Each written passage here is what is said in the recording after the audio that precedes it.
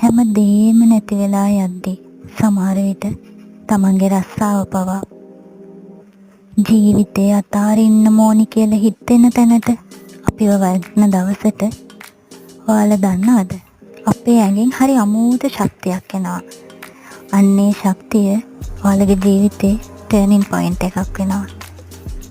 කවදාවත් හිතුවේ නැති විදියට, කවදාවත් නොදකපු විදිහේ ලස්සන හීනයක් පටන් ගන්නෙ අර අඩියටම වැටිච්ච දවසට. බලන්න, ඒ වගේ වෙලාවක අපි හිතන්නේවත් නැති දෙයකින් අපේ ජීවිතේ හරි ලස්සන වෙනවා.